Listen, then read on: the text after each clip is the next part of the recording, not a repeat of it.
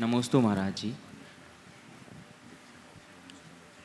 गुरुदेव, सवाल ये है या शंका ये है कि चूक कहाँ होती है।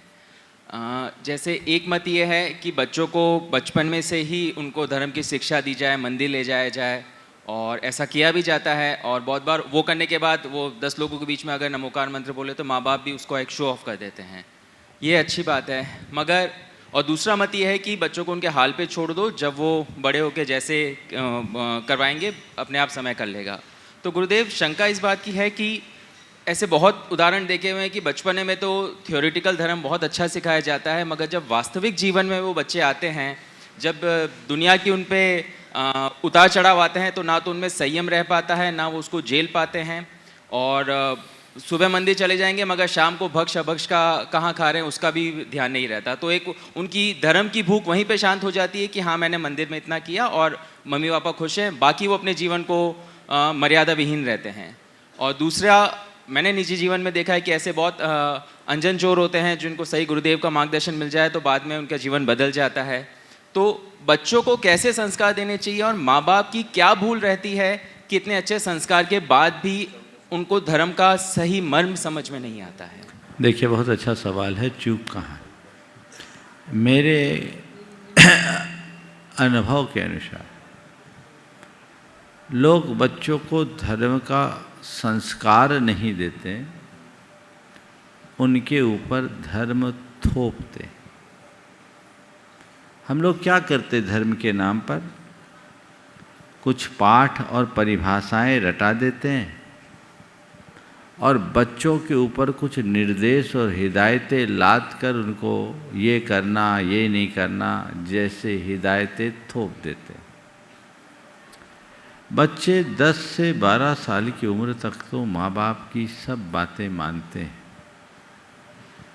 और 12 साल से उम्र जैसे जैसे बढ़ने लगती है वो माँ बाप की बातें कम, दोस्तों की बातें मानना शुरू कर देते हैं। और 17, 18, 20 साल की उम्र पाने के बाद तो उनके साथ कोई और जुड़ जाती है या जुड़ जाता है तो फिर उसके हो जाते हैं।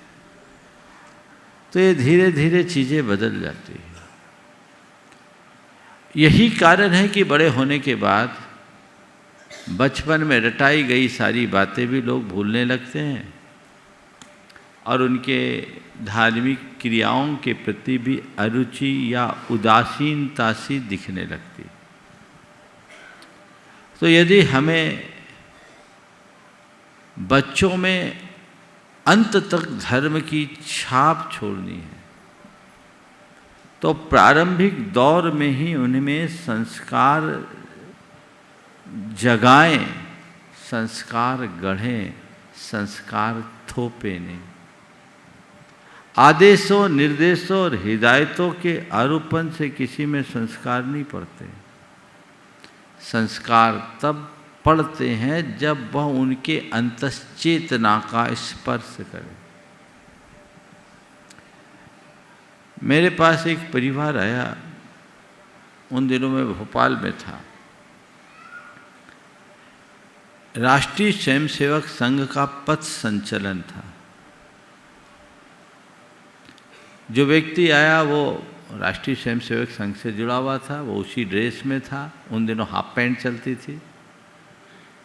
उनके साथ उनका 5 साल का एक बच्चा भी था, वो भी वही ड्रेस, हाथ में वैसी रूल लिए। मैंने जब उसके पिता से पूछा, बोला महाराज जो काम मैं नहीं कर पाया मैं चाहता हूँ मेरा बेटा करे। मैं चाहता था कि मैं राष्ट्रीय स्वयंसेवक संघ का प्रचारक बनकर भारत की सेवा करूं, पर इकलौता बेटा होने के कारण पिताजी के आग्रहवश मुझे विवाह करना पड़ा। पर मैं चाहता हूं कि मेरा बेटा उस काम को पूरा करे। मैंने उस छोटे से बच्चे से पूछा, क्या तुम भी पापा की तरह शादी तो नहीं करोगे?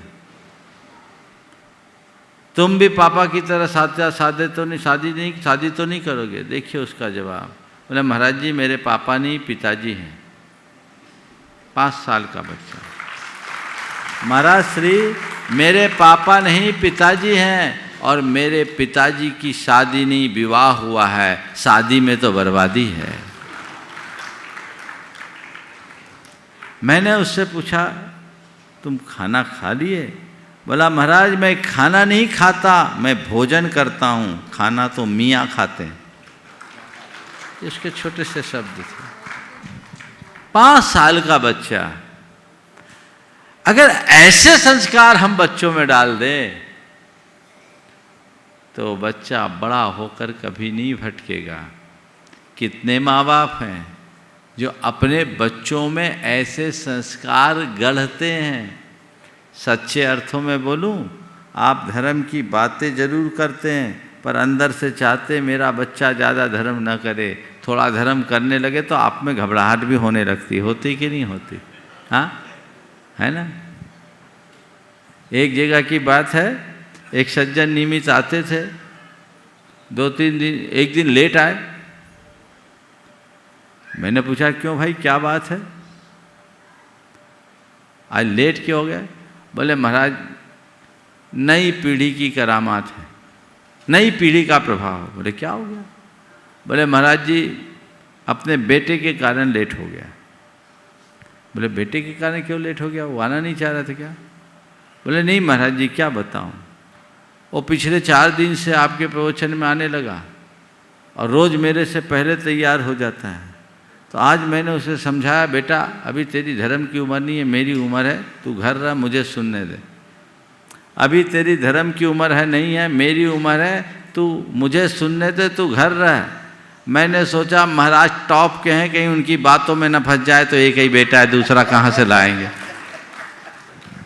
अब ये हाल जिनका होगा उनका क्या होगा? तुम्हारी कथनी और करनी में ही अंतर है, इसलिए सब बिगड़ जाता है। हालांकि बचपन में दिए हुए संस्कार पूरी तरह नष्ट नहीं होते, वो धूमिल भले हो जाए, धूमिल हो सकते हैं, नष्ट नहीं होते। तो अपने धूमिल होते हुए संस्कारों को पुनरुज्जीवित करें और अपने संस्कारों को सुदृढ़ करें तो हमारा रास्ता प्रशस्त हो सकता है।